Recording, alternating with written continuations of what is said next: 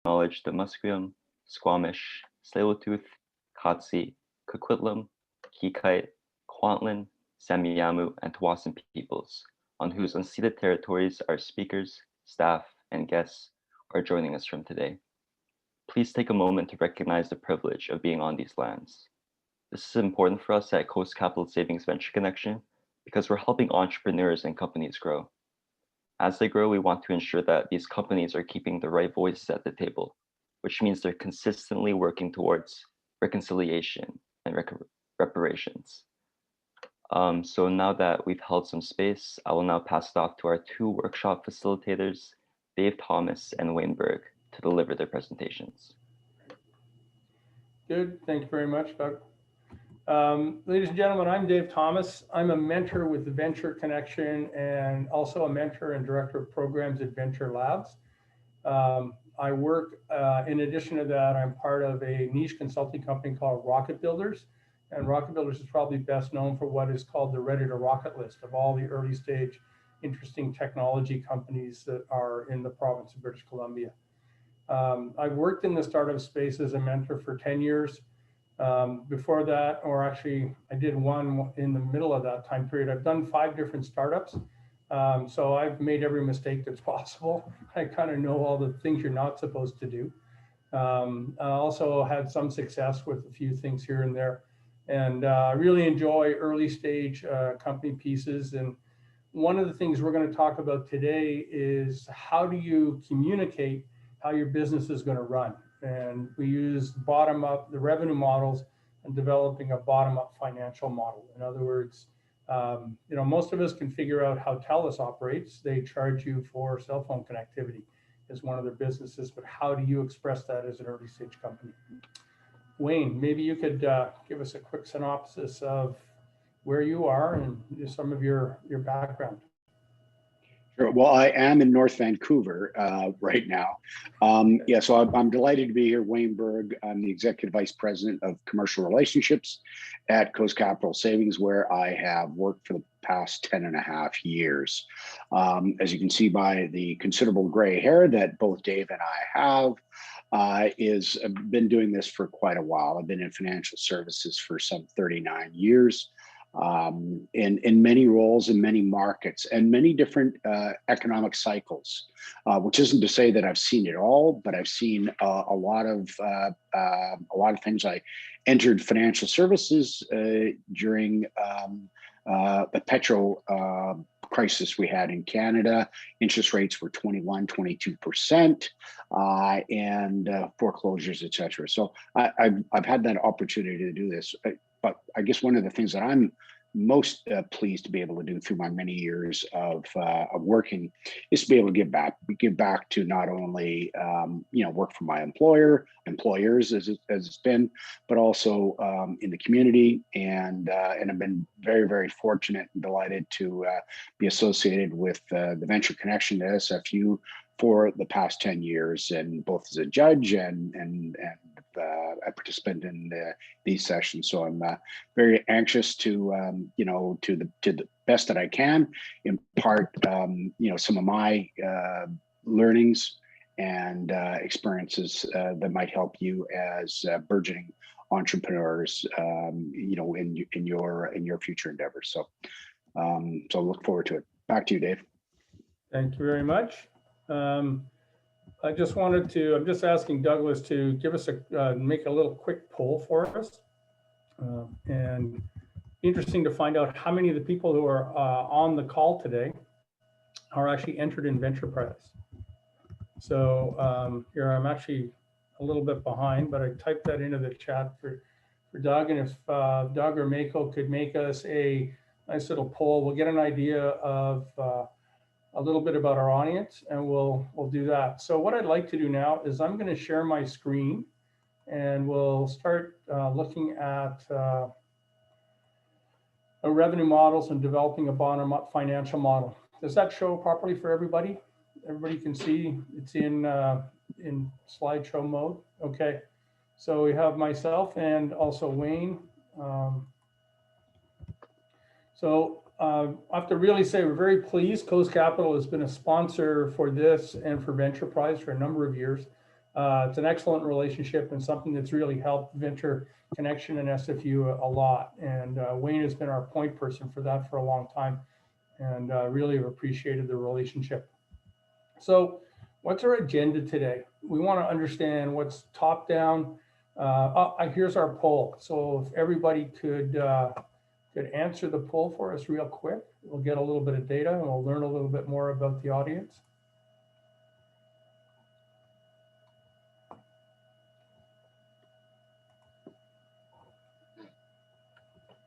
We'll leave that. I'll keep talking. People can answer that. And if you could post the results in another 2 minutes or so, that'd be great. So we'll talk about top down and bottom up. Both are valid. That's one of the key things that's important, and both are important. But at the end of the day, why do potential investors or people who run companies really want to understand the bottom up part of their business? We'll explain a little bit of how to model it. We'll do an example from summer camp, which is simple. I try to use examples of things which are B2C because people can understand them. And then we will have company examples at the end. So we have 2 companies who are on the call today who volunteered to show us a little bit of their unit economics. If anybody would like to volunteer and do that, very happy to have participation. All right, so I'll explain a little bit more about what that is as we move along a little bit. So this fits right in the business model canvas, and this is the business model canvas posters. So if you look at what we're doing here, we're really talking about the revenue streams and the cost structure. So let's say you have a product, you're happy with it, you know what the value proposition is, you're targeting a segment or 2, then you understand different resources, partners, and channels. Eventually you can sit down and say, these are my revenue streams. If I have 2 products, I can do 2 calculations, say I'll make this much money from one and this much money from the second one. So we're sort of lower down in the business model canvas at this time. So there's a link in here. I'm not going to play it for you, but there's a slide at the end of the presentation that shows you all the different links that are there. And it's top down versus bottom up. And for those of you who've already seen it, it's Ali G pitching Donald Trump on his idea of a really good consumer product. So it's back from about 10 years ago. The point we really want to make here is that revenue is not a function of market size and penetration rates. A lot of the times, one of the things we'll see from early stage companies is, this is $1 billion market, which is good. So it tells you it's worthwhile. And if I get 10% of the market of $1 billion market, I'll make $100 million. Or if I get 1%, it's $10 million. So but the reality is that if $1 billion market, 2% is 20 million. But revenue is a function of the leads you get, the conversion rate, what's your price, and the number of individual customers you have. I think Wayne is in banking. They probably understand how many people have money deposited with Coast Capital, how many people have an account, how many customers do they have, all right? And that's how they run their business. So this little formula at the bottom is leads or potential customers times percent, which is conversion. How many that you meet actually turn into customers times the price equals your revenue. Okay, so when we talk about forecasting, we talk about going through all of this, top down is actually important. So it tells you about the economic conditions and the industry trends. But a big, huge number is nice, and it tells you the market's worth going to.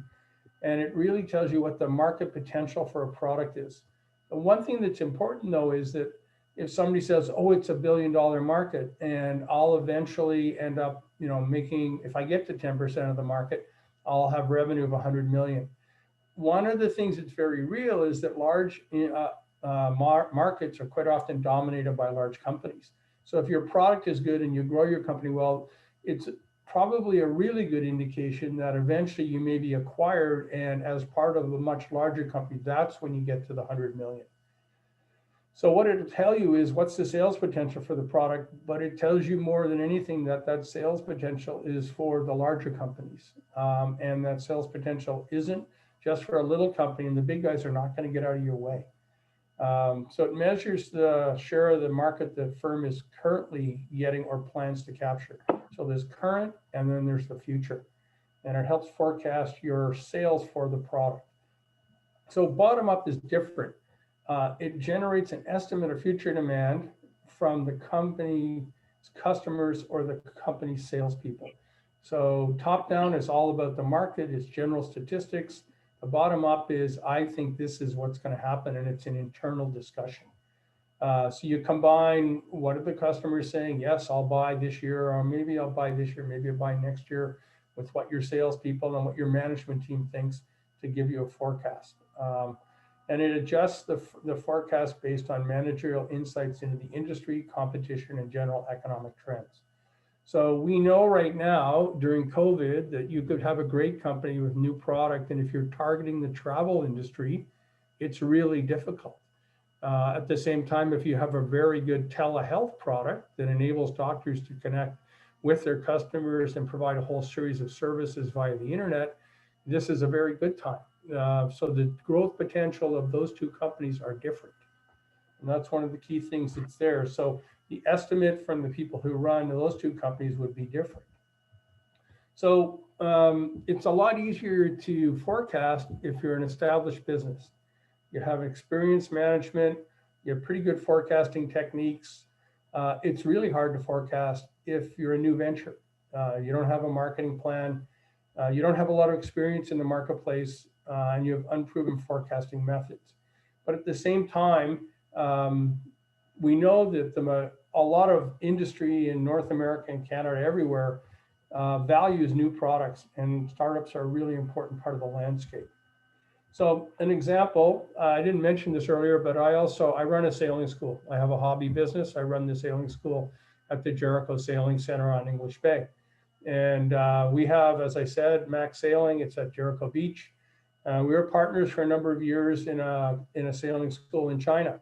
It was in Shenzhen Sun Sailing, just east of Shenzhen along the South China Sea. Fascinating. The only thing that was same was the boats. Everything else was totally different in the two marketplaces. And one of the things that was important there is the buyer behavior, how they made decisions. It was very, very different than the Vancouver market. And one of the things which is, we went into business for a while and I really enjoyed it and stuff. We actually ended up selling the business or almost giving it to some of the employees at the end because that was the best way for the business to run. One of the things that's important for everybody to understand is that although I run a successful sailing school in Vancouver, people who want to take sailing lessons in Shenzhen haven't heard of anything that's happening in Vancouver. So the two, we'll call it the two segments, people who are interested in this type of sport don't reference each other. And that's actually a really important thing. So your ability to migrate from segment to segment is very different. And it's a lot easier if they listen to each other and talk to each other and respect what the other person says. So doctors and nurses reference each other, but doctors and dentists, which have almost very similar practices, they don't reference each other because they work in different areas and they're differently certified. So let's go back to a top-down model. All right, so here are our results. Are you a competitor in Venture Prize this year? Well, that's good. It means there's lots of folks who are going to enter the competition. Super. Excellent. So when we talk about total addressable market, a lot of the time there is a theoretical market, there's what's called a potential market, there's available, and what's the addressable market? In other words, what's the true addressable market? So if I turned to you and said, you know, the market for coffee in North America is $18 billion a year, which is actually an almost correct statistic. And then you turn to, then does that help you decide where you're going to open a coffee shop in Vancouver? It doesn't really help you. It tells you that it's a big market, but your addressable market is probably going to be the people who are geographically close to where your coffee shop goes. So the statistic of a huge market tells you it's great to be in the coffee business, but it doesn't help you with the more microscopic part of running your business itself. So, you know, what's my addressable market? then what do I target? So if you run a coffee shop, which is sort of like maybe it's a Tim Hortons franchise, or maybe it's a mom and pop type ambiance coffee shop, they're different. So what's my target market and what is market demand? All right. So right now, market demand, as we know, is way stronger for takeout because that's all a lot of them can do than it is for go and sit down in the coffee shop.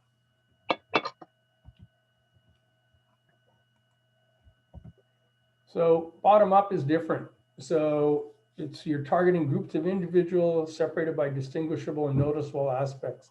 So let's say I'm trying to sell to doctors, okay? I sell to doctors in a family practice. I can sit down and I can say, what's their available budget? You know, how can I reach them? What's my market reach? Attach rate, how many of them will respond to me and actually show interest? And eventually, how many of them convert to somebody who will seriously consider my product? And eventually, what's my win rate, or how many do I close as sales? All right, so you go through a whole series of different steps and you can figure out all the different pieces that follow along. So the way you would make a top-down calculation is different than a bottom-up calculation. We're sort of moving along and looking at this stuff, but I was going to ask Wayne a question. You know, you'll meet new people who are starting a business, or you know, over time you've had a group of people that are running businesses. And what do you look for? You look for both, or you're more interested in which tells you whether you think the business is going to succeed more? Is it bottom up? My guess would have been bottom up. Is that correct? What do you think? What can you tell us? Yeah, I'd agree with that. You know, there's just give as an example. You know, you use your coffee example. So when I go to our office downtown, and I'm the only one in our office. Where I used to go get coffee are all closed because there's nobody in downtown Vancouver. However, where I live here on the North Shore is, for the most part, businesses are, you know, they're impacted, but not to the degree that it has in those markets. So I think this notion of understanding and being adaptive to market changes, and that's not just, you know, I don't think any of us would have anticipated, one, COVID, and two, what the economic impact that has been and changed behaviors and the like. But it's having a business and having the business acumen and demonstrable that they can pivot when markets change. You know, what can you change? Is it just this is going to be one way and only one way to run a business or manage a business? So certainly a key, I think, as many of you as burgeoning entrepreneurs, is this adaptability and flexibility in both your approach, but I would also say in your business models. Can they morph? Can they change? Can they be repositioned as we go through? And certainly Dave has seen that many times from a lot of the companies in the past who've changed and pivoted their business cases over the years in the wake of changing circumstances or assumptions that weren't correct. So I think that's a very, very important thing to have.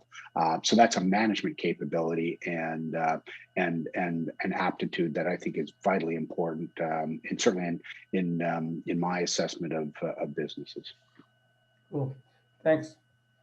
So we'll just move along a little bit farther and we'll keep going on some of these themes. If you have questions at any time, feel free to put them in the chat or to raise your hand or whatever else it is.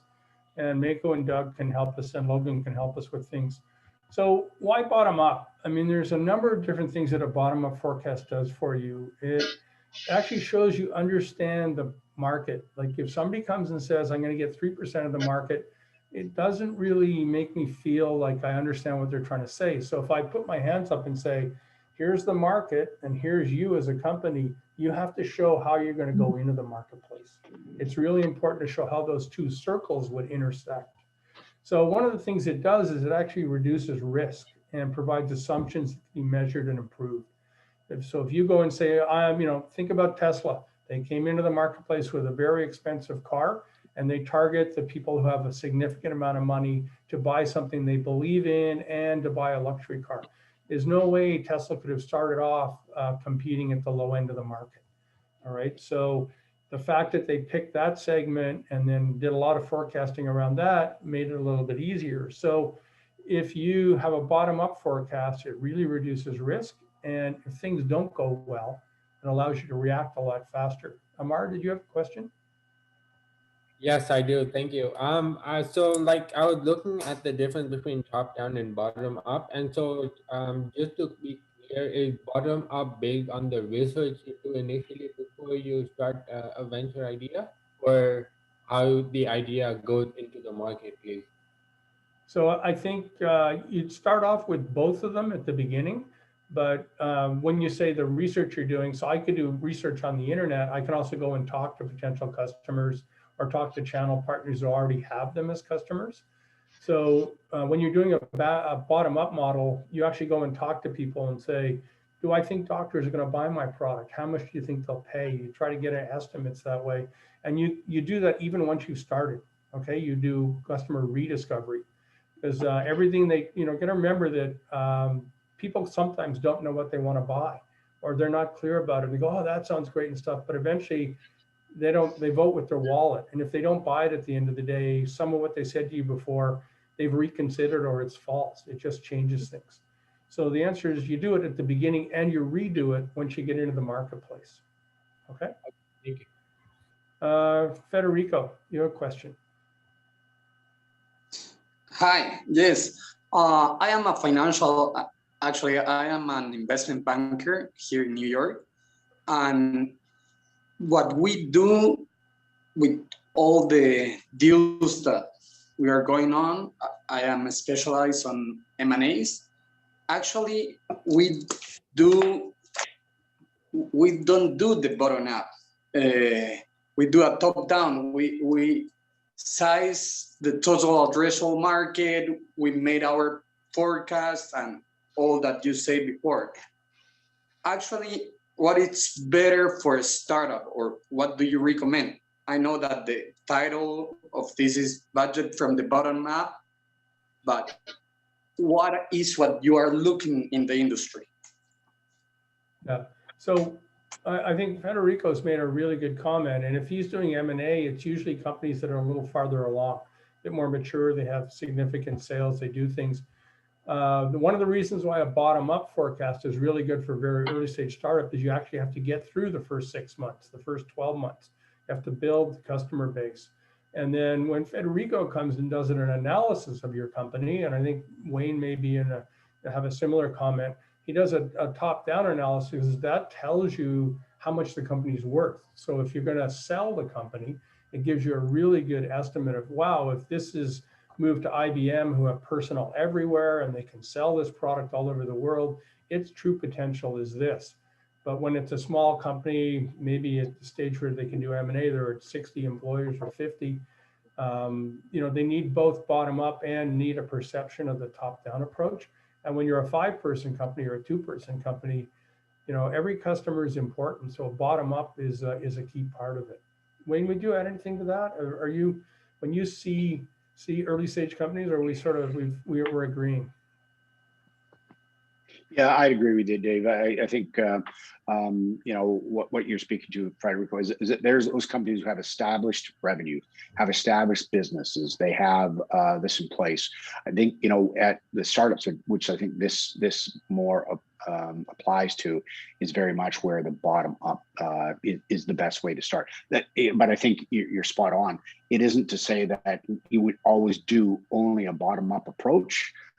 You would, but I think it's tied to the maturation and the stage of development of the business itself. Yeah. And then the last point on this slide is that it also tells you if what you're doing in a marketplace is incorrect. Like if you've got a problem and essentially you're going to fail, it does that. So I had a conversation yesterday with a gentleman who been a sales and marketing professional in Vancouver in the tech space for about 30, 40 years, originally Crystal Decisions, SAP finally. And he was with one company and they got this first customer It was great. It was a very large account. They made a whole bunch of money. And then it turned out that whenever they went into the marketplace to try to get their other customers, the value proposition was different and they couldn't charge the same amount of money.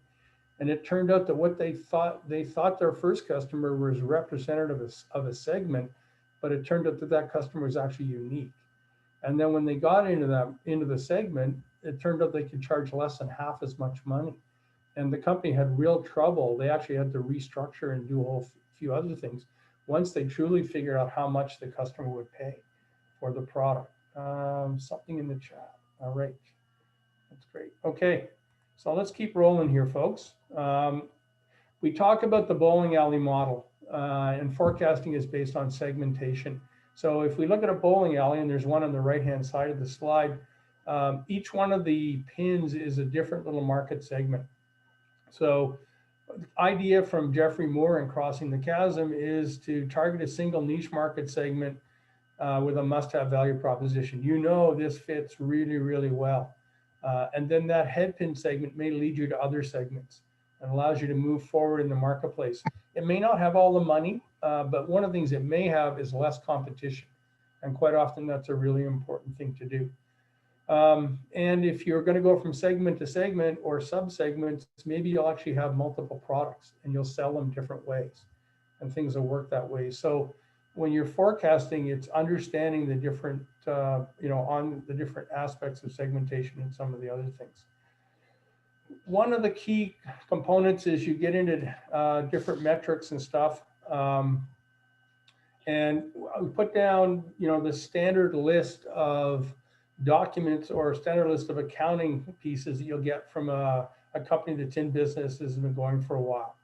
I mean, Wayne, when you look at this, are there a couple that you think are really important in a company that's really early, or do you focus more on, do they understand the customer and stuff, or when do the metrics come in for you?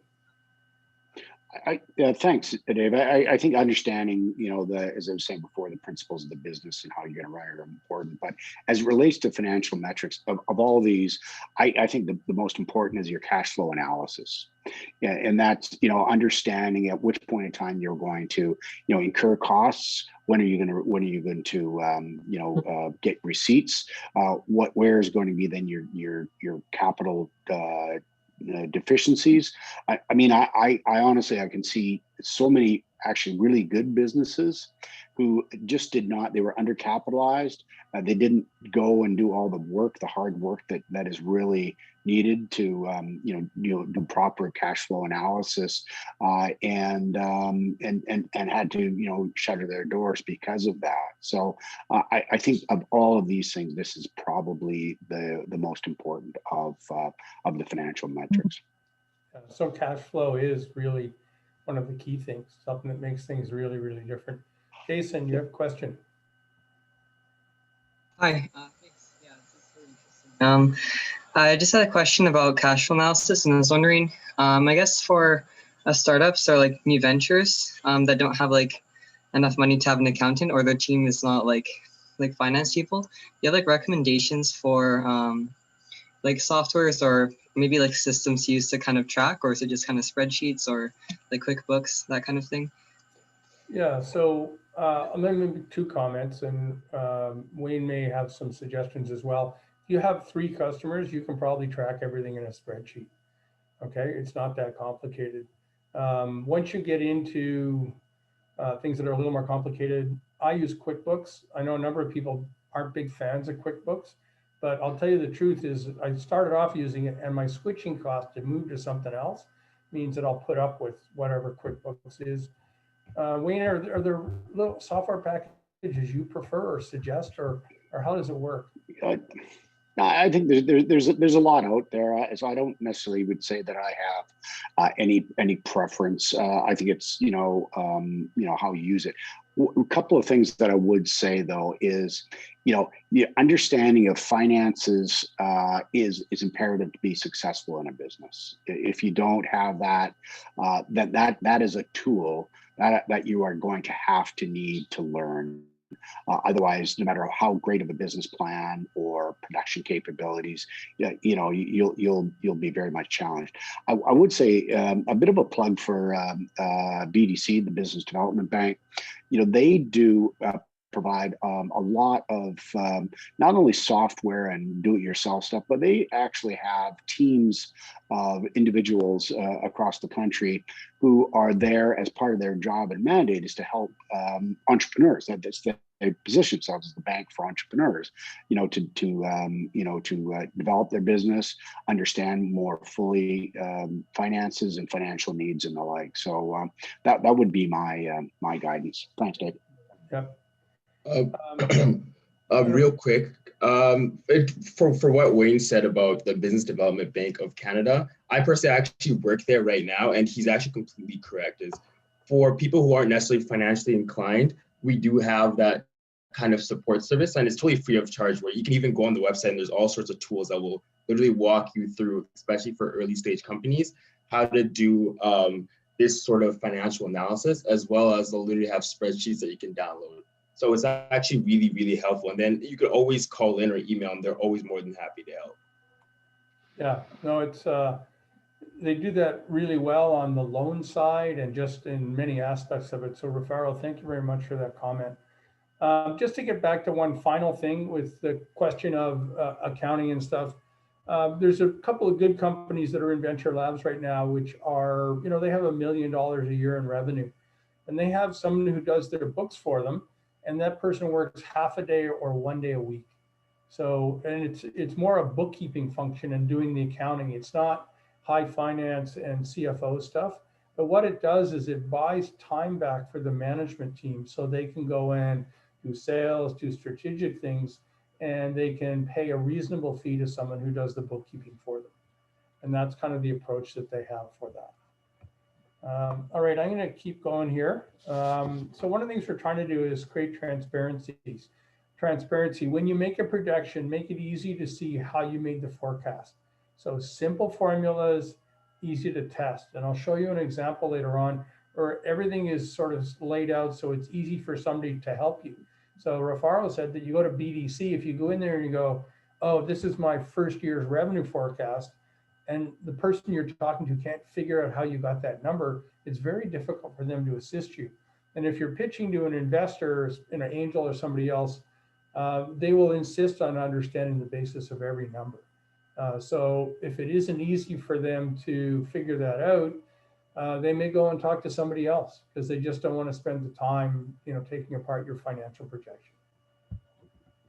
So as we said before, we're in the business model canvas, and we'll get into more and more of the revenue stream and also understanding the cost structure that is associated with the revenue stream. Okay, so we've talked about revenue up until now, but every time you go and acquire a customer, there's a cost to doing that. It's usually personnel time, but there can also be a cost of goods sold. There's a whole series of things that need to go together. So as we move along, things I want to say, if you have different customer segments, do they understand the customer need and the value proposition? Is their customer base expanding? How will sales go? And then at the end of the day, if I'm looking at your company, I'll say, how many might they sell? And we have one of the things, we'll take a look at a couple examples later. And for every company that has a really nice hockey stick projection in their revenue, I'll guarantee you that it's never a smooth curve. And I'll guarantee you very seldom does it take off and go up into the top right-hand corner that way all the time. So Wayne, when I look at these questions, is there a company that you've worked with recently where you went through and you were really happy to have them as a client because you felt they really understood those items? Yeah, thanks, Dave. Yeah, very much so. And those businesses that are available to pivot. So I'll give you an example, a real life example. So this is a company that is craft brewing, packages their own beer. Sales were impacted because they also had keg sales, and sold to restaurants and pubs and the like. So they were impacted at COVID. But they had this great canning assembly capability. So what they did is they went out and saw, well, what about other companies that they could use that for? So they were able to, what is it? White Claws, I think, is a very popular drink for young people, not us old people. I'm a Scotch and wine person, but that was a company. It's controlled by the Mark Anthony Group. They needed to have canning capabilities and all the rest of it, and they were able to pivot their business based upon opportunities that they had in place, and in a case of underuse. So they actually were having to now expand and to meet this growing demand. So this idea again about customer base expanding, and the bit about how to pivot, in the face of changes, I think is very, very, very important. So that would be a recent real live example for me, Dave. Yep, great. Thank you very much. So as I said, when we're looking at the business model canvas, we're going to go down a number of the things and say, with a customer, is it a one-time purchase or is it a long-time relationship? If they go into a market segment, are they going to have price competition? What's the nature of the competition in the market segment? So somebody comes to me and says, I'm going to make my own smartphone. And you go, ooh, this is interesting, because you have Samsung, you have Apple, who are the big market leaders. There's no doubt about that. But there is price competition for hardware in the phone segment. In some other pieces, there isn't price competition. So if there's anybody who's building fuel cell technology, which is really interesting, it's a market of the future, it's growing very rapidly, they do not compete on price. Okay, they really compete on what does it do and what are the benefits and the value. Everybody accepts with fuel cells, it's going to cost a lot of money to make, the initial ones at the beginning. So if there is price competition in a marketplace, it's difficult for a new company to move in. Or how do they acquire customers? How do I get customers? They come to my website and click, or what do they do? Do I need salespeople who reach out to them? So when I look at all the people who are here, maybe I could ask one of the guys to make another little quick poll for us, and write a poll and say, how will you acquire customers? And my choices would be, they'll come and they'll buy on my website. We'll use telesales. We'll reach out to them, or it's an OEM relationship. In other words, I make some nice fundamental underlying technology that somebody else has the customers, and they pay me a percentage of the value of the product. But in essence, they own the customer, and they either resell or incorporate my product into something else. So let's try with those three, and we'll do a little quick poll and try to get an idea of how people are going to acquire customers. All right. Then other things are, what price can they charge? Is the revenue projection reasonable? And one thing I could add here is it going to take a long, long time for them to establish themselves in the marketplace and get significant volume? I talked to a company last week where it was going to take them 5 or 6 years to get to break even. That's a long, long time. So if it takes a long time to get to that stage, it just means that the business looks a little riskier, and it has a couple of things that may make it harder for people to see who they're like. Next one is, do they have adequate resources? Again, this is right off the business model canvas. Do they have the people to execute? Will partnerships help them? If they go and become a partner with Microsoft or with, we'll pick all sorts of other companies you could be partners with, will it really help them with sales? Or will it take a year or two before that really starts to increase sales volume? Are they doing the right things, and what will it cost them to sell? Okay, so if you spend a great deal of time having to talk to somebody, it costs a lot of money. So one of the comments is that if you're selling something on your website and it costs less than $100 or maybe $200, here's our poll. We've got three options just to see what people have as a comment. Let's ask everybody to fill that one in. But go back to what I was saying is, if you have a relatively low cost product that you sell, let's say it's under $200, you can't really spend a lot of time doing customer support. So if somebody spends 2 hours helping somebody who's buying a $200 product, your cost for that company means your customer support costs really sap away a lot of the profit or a lot of the potential for that customer. So what needs to be automated and they just self-serve versus what has customer support and what has a lot of customer support and customization. That's one of the things we could get there. So LP, maybe you could ask the question for us. Hey, basically there's only a couple choices because we're not OEM. Right. Sales and websites. So I was wondering, how about in person? Because we do a lot of our sales inside our store that we just started. Yep. And we create relationships that way. Yeah, so that's another one. I wish you'd asked earlier, we would have put a fourth choice up, but it's fine as it is. So one of the things is that if people need to come into your store and they buy things, you'll have a combination of people who self-serve and people who come in and really need to talk to somebody in the store. So your hope, I think Wayne has knows somebody who, he's got a friend is in the home hardware business and a couple of other things that are like that. If you spend a lot of time with customers and they buy $5 worth of stuff, it becomes a problem. But if they spend a reasonable amount of time and they buy a lot more things or they self-serve in your store, it's easier. Does that make sense? Yeah. Yeah. Right. And I'll ask you another question before I let you go. You have a store. Do you also have a website where people can pre-order or they can buy off your website? Yeah. Congratulations. You're in the 21st century. That's fantastic. It's vitally important. So if you look in the United States, and we all know Amazon is virtual, but which large retailer has the highest percentage of its sales online? What's everybody's guess? The answer in the chat. Who do you think has the highest level, and which large retailer has had the lowest? Okay. So Rachel has said Best Buy. They're one of the better ones. Georgie says Walmart. So Walmart's the winner. Okay. Walmart has, as a large retailer, has the highest percentage of its sales online. And Best Buy is very good. It's an electronics store. It's a little specialized. The large company with the lowest percentage of their sales online was Sears, and Sears went bankrupt. Okay, so evolving to look at this future is really important. So those who you can see here is the statistics. So a lot of people are going to have people selling via their website.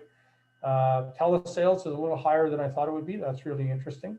And then we have a lot of embedded product, which will be part of something sold by a larger company. Good food for thought. Okay. All right. Dave, so, if I might just, yes.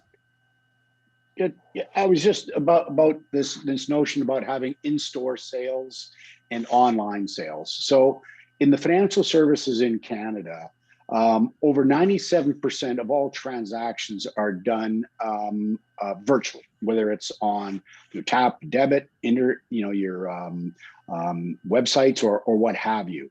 But there still is, as you can see, a proliferation of branches of banks in Canada. I think you will see probably fewer of those, but what you do is then you see higher value transactions being one. Secondly is brand.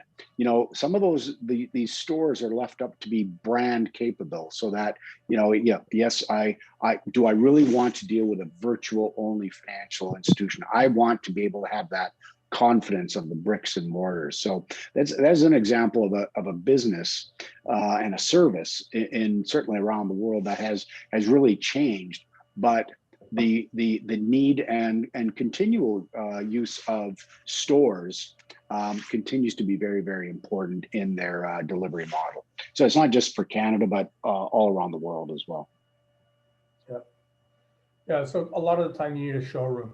Okay, you need people. A lot of people want to go and see the product and stuff like that, and the ability to go and touch it and make sure that it looks as good as it does online is important. So a couple other things that are there is, what will it cost them to sell, and do they understand all of their costs? Are they predicting the costs effectively?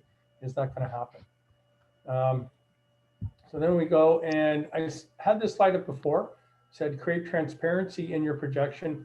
But on the bottom, I've added in 6 more items. So if you're going to sell off your website, or you're going to sell something that is through telesales or whatever else it is, units, okay? how many am I going to sell? What's my price? And I can multiply those together, but then is it a one-time sale, which is then I have a revenue number, or if it's monthly and somebody buys something for me per month, how many months are they going to be my customer? So if it's a 2-year contract and it's monthly, I'd have, let's say $10. I'd say I'm going to sell 100 times $10 times 24 months. I can come up with a revenue forecast. I can also sit down and say, what's my cost of goods sold? In other words, what does the actual, if I'm selling a physical product of some type, especially if I'm a retail, what does it cost me to have it? And then what are my support costs? So if you're selling virtually, you have a bit more support cost, but at the same time, it can be a lot less than renting a storefront. So there's always a mixture of things. The one thing I would really suggest to everybody is don't say you're going to do everything, because that's really hard to do right at the beginning. All right. So when we look at metrics or different metrics, we just talked about revenue. A lot of the stuff that's on the internet, before you can actually sell something, you have to get engagement. You have to have users, visitors to your website, even in the storefront. You know, LP's comment, we have a store. You got to get people to go in the store a lot of the time if you want them to buy from you. So you need to get visitors, all right? And then financially, the historical, what you did last year, is that a prediction of the future? It's really hard when you're a startup and things are changing very rapidly. Predictions are, you know, in some cases based on assumptions and they're a best guess. As long as you acknowledge that that's the way they are, that's fine. So, I mean, the sailing school that I operate, the 3 years prior to COVID, our revenue was within 5% every year. It's a very stable business. It ran quite nicely. Things changed last year. But, you know, normally now I can predict what I think would be another, we'll call it COVID influence season based on my experience from last year. So if you are an internet-based business and people are going to your website, how do you go from engagement on the website to revenue to financial models that are realistic and are actually going to work out and things that you can believe are going to come true? So if I want to figure out my revenue, so for each prioritized segment, begin with a known market size, revenue, targets, what's my available market size? In other words, the ones I can come and talk to, the ones I can deal with. You know, determine the applicable gating criteria. In other words, you know, some people will never buy. Some people will always want to buy. How do you figure out what are the people who are going to buy and the ones that are not going to buy? And then I'll choose a target goal. In other words, number of users, number of customers, and amount of revenue. I can predict my revenue. And we have a chat comment here. Yeah, so a good comment from LP. So, you know, we don't necessarily just sell via our website. You know, we can sell via Facebook or via a number of other partners. I mean, that's what Amazon is, right? I mean, you know, many of you, if you're selling something, will have all sorts of different ways of moving things forward and stuff.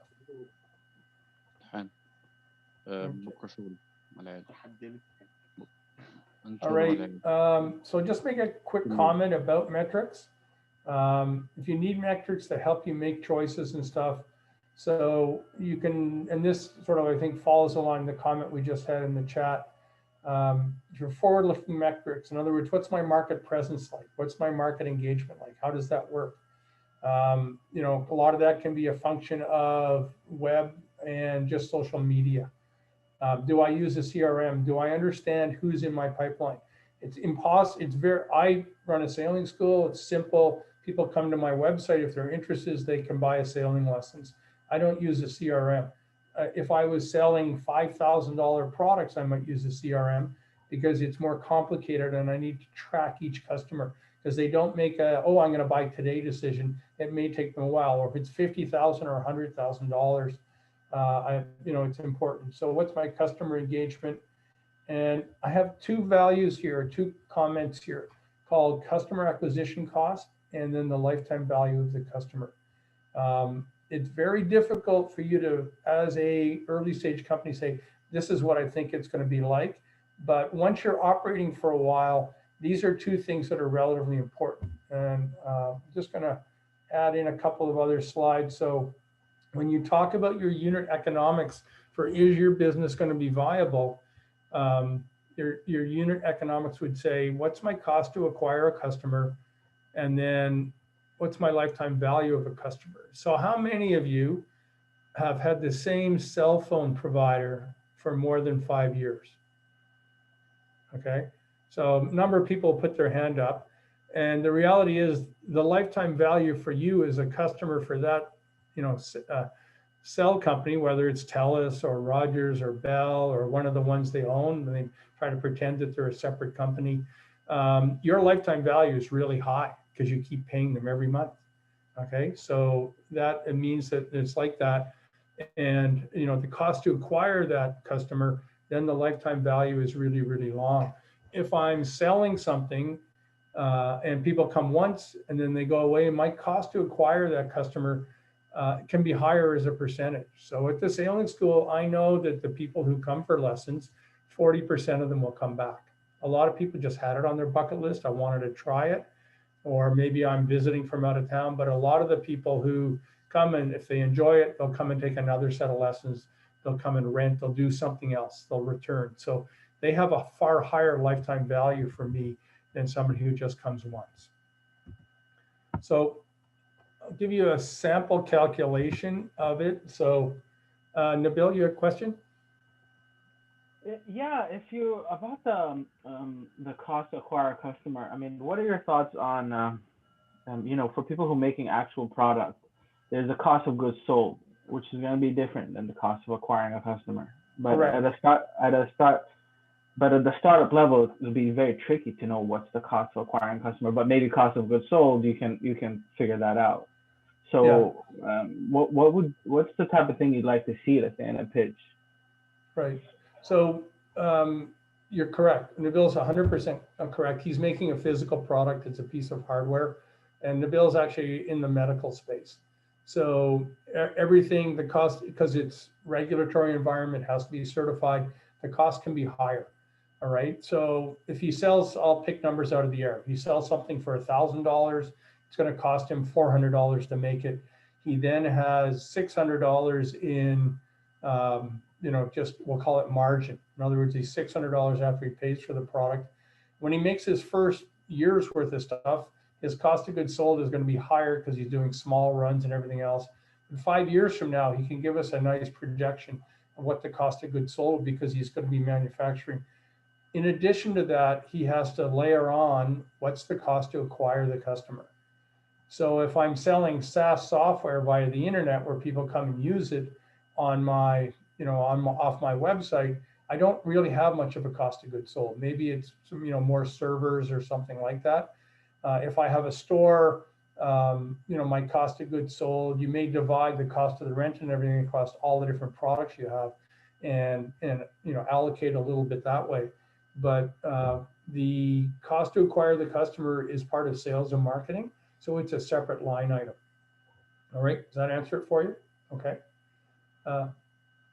Yeah, I guess then the follow-up, is it like at an early stage, are you also expected to show that as well? Like what you expect that, how much it's going to cost you in sales and say approvals and stuff like that, and how would you factor, and you're going to factor that in per product sold, for example? Right, so maybe another way of looking at it is, as long as the cost of goods sold is going to show that you can have a healthy margin and make money in the future, that's good. But the cost to acquire the customer, if you said, well, I'm gonna get 5 customers in the first 2 years, but I need 30 people to do it, I go, whoa, that's a lot of people. You know what I mean? It's like, or if you said, oh, I'm gonna get 10 million customers and I only need 3 guys to do that, I'm gonna have a really small team. I go, that's not believable, right? So it's like the cost side of the people to run the business needs to scale. So at the beginning, it's small. Everybody does the important stuff, and then it grows after this. So I think other questions. Thanks. Amar, did you have one in addition, or you're all right? Amar, do you have a question? Yeah. Thanks again. So when you're talking about the unit economics example, how relevant is it to a business that is on the prototype stage? because where I am right now, I'm basically reiterating a prototype based off consumer needs, right? And I totally understand how unit economic, help with all this. But is unit economic mainly for businesses that have already launched, or for those that even the pre-startup stage? Yeah, so let me make two comments. It's impossible for you at the prototype stage to do complex calculation. This isn't really complex, but you don't have enough data to make that calculation. But what you could say is, I'm going into an industry that a lot of the companies who are there are like this. So I can say somebody who's in the industry, or maybe you had a first product, now you're going to bring in your second product. Say my first product kind of looked like this. I was able to keep the customer for almost 3 years. Every time I get 100 subscribers, I keep 97. So I go through all of these things, and you can use what's called a comparable. Okay. I see. Okay, but is it okay if, like, let's say I like the way the calculation and everything is done, and based off my forecast, considering the market share that I might be able to hold, do you think it would be a good idea for me? If you were to do this calculation right now, I think you'd have assumptions in almost every box, which means that its ability to be inaccurate is really high. So you can tell everybody after a year, and I have a number of customers, I would like to do this calculation, but right now I can't do it accurately. Okay, that makes sense. Okay, I'm showing people this is where you're going to go. Okay, this is what you'd like to do, and very clearly you have to account for this. So one of the things people often have is they go, to get into the marketplace, I got to have a low price. That's not correct. You have to have a price which is based on value and benefit of the product. So, you discounting at the beginning, it's really hard to increase your price later. And if your price is too low, all of these metrics don't add up properly. Okay. So if you were to say, oh, a year from now, Amar, I'm going to sell 1,000 of these, and you do that sample calculation, you go, wait a minute, these numbers aren't good enough. It tells you either I have to sell more, or I have to have a higher price, or I have to rethink something. Okay. Thank you. Ehud, you have a question? Okay. If there's other questions, otherwise I'll keep moving. I got one more slide I want to show, and then we'll go into some examples after this.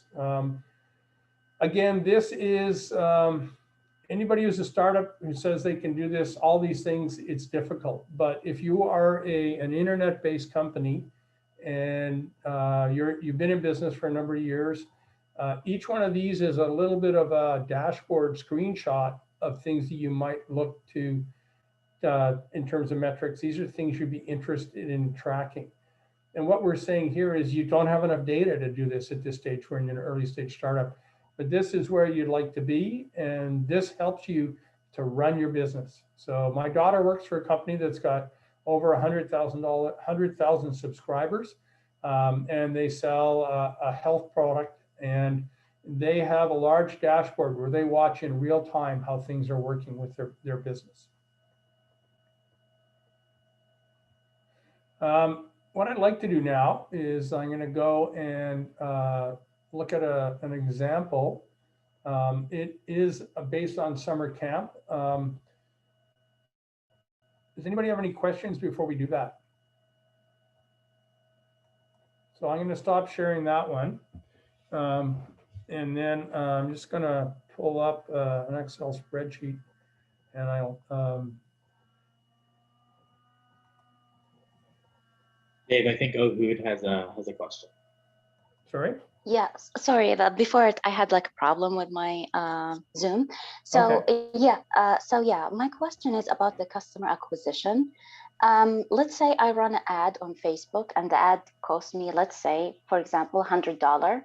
And from that ad, 10 people, let's say, click on it, and 2 people actually like sign up or purchase or so on. So how to calculate the customer acquisition in this instance, in this case? Well, you would have a combination of things. So you could take just the cost of the ad, but you should also add in a little bit, maybe you have somebody who does marketing like that all the time, and they're doing Google AdWords, they're doing Facebook campaigns, they're doing some things on LinkedIn, they're doing a variety of things. You may also apportion part of their salary to it. But traditionally, if you're just doing ad campaigns, you'd say, is Facebook better for me or is Google AdWords better for me? So at the sailing school, we do both. Google AdWords has a higher ROI for us. We know that we get a higher conversion rate and we get a lot more customers from paying for Google AdWords and paying for Google Ads. And Facebook, we get tons of people look, but not that many people buy. Yeah, that's the way it sort of sits. Wayne, is there anything else you would add in that space? How would you, would you, if you have more of a physical business, is there something you would look at that you would do that a bit? Yeah, good. Yeah, I mean, good insights there, Dave. In terms of your costs, using that simple analysis, $100 for a Facebook ad, and then it's cost you, and you got 2 customers, it's cost you $50 for each one of them. If your margins on that, or even the lifetime value of that, is to recoup that $50 is going to be 2 years, well, then that goes a complete waste of your time and effort. So, I think that there's multiple ways that businesses and entrepreneurs can look to, promoting their products, understanding market acceptance, and the like. So, which gets back to time, flexibility, and availability of capital to either develop prototypes of product or develop distribution models, to develop marketing campaigns, and all the rest of it.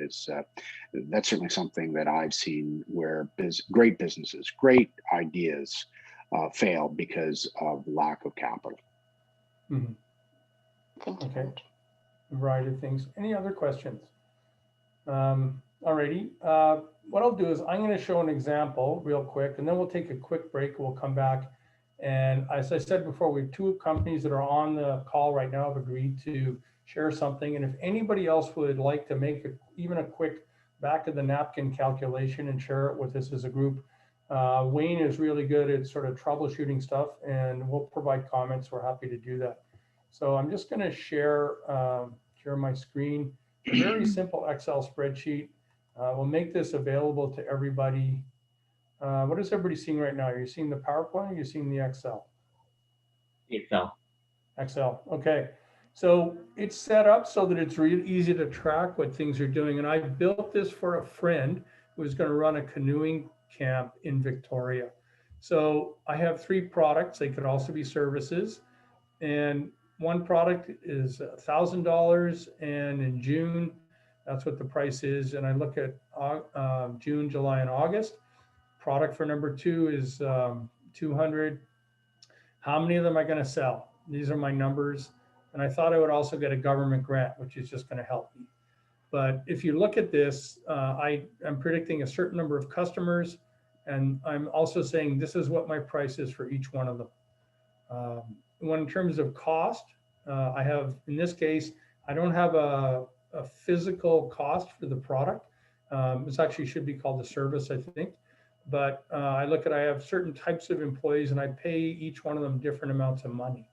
So I'll have the salaries and then I'll have the cost. In other words, maybe I have to buy them some equipment. I have to, depending on what the situation is, there'll be pieces of equipment, could be computer, could be whiteboards, could be all sorts of different things that you have as costs. And the key to this is that I can change any one of these at any time. I can do what's called a sensitivity analysis. So then I look at, this is what my revenue is, and it tells me in each month how much revenue I'm going to make, and there's a total. It tells me what all my expenses are in each month, and it runs along. So this doesn't model people paying you in advance. It's as if they pay the day they turn up or the day they buy. So you have a lot of costs in advance. Okay, so I have my expenses from operations. I have fixed costs, things like insurance, rent, travel, website, hosting, all this sort of stuff. And then if I'm a startup and I'm doing things, I have to buy a few things for one time. The cost for that is usually a lot less. So your biggest cost for most companies is the people, the salaries and stuff. So here's my net income. And this spreadsheet is set up so it draws a nice little graph for me. All right. So questions in the chat. Everybody can see the Excel. Are there any questions about this? So I'm just going to go and change a couple of these things really arbitrarily. I'm going to change that and I'm going to make it $100 and product number 1. And I'm going to do this for product number 2. Just so I'll make it 100 and I'll enter that. And then when I do that, or let's say the weather's terrible, it's an outdoor, something is outside, and all of a sudden my number of customers is going to go down in the month of August because there's smoke from a forest fire is all over the place in British Columbia. It tells me that my number of my customers is different. I may need less staff, but I'm not going to correct for that. But if I scroll down, it tells you that my business doesn't make very much money. Okay. And it tells you at the end of the day, my net cash flow is I lost money for that year. Right. So the idea is the spreadsheet should be something that allows you to sort of adjust how your business operates and to say, oh, you know, am I charging enough money? Am I doing something? How does this work? Does this seem logical to everybody? I'm going to stop the share. Are there any questions? Wayne, is there anything you would add to that? I mean, that's very simple, but it does also at the end of it, I mean, the graph shows you your cash flow, right? Yeah, no, not much to add to it. I just do think that exactly as you've done, Dave, is that you toggle to put down, a expected, a best case and a worst case scenario, so that you can look at that. I think that, looking through rose-colored glasses at all times, it doesn't, again, prepare you for, challenges that may ahead. So I would say on your slide there, you did have best case scenario, and it did have a $31,000 loss. So well, as soon as I change things, yeah. When you toggled all the stuff there, so yeah. Yeah, no, it's interesting. Yeah. But one thing that is intriguing, and I'll just make a comment, is I run a simple services business, it's a summer camp. When COVID hit last year, a lot of the things which we would normally do, we had to operate differently. If it hadn't been for the government loan, we would not have had enough cash. The $40,000 government loan for small business, we would not have had enough cash to start up properly. And there's a good chance we would have gone bankrupt at the beginning of the season. We did far better later in the summer when we were actually used to operating, we were able to do stuff. So the impact of changing the business rapidly sometimes makes it really, really difficult. Okay, so we've got, I'm just going to go back to the PowerPoint real quick. We've got a couple of companies that have offered to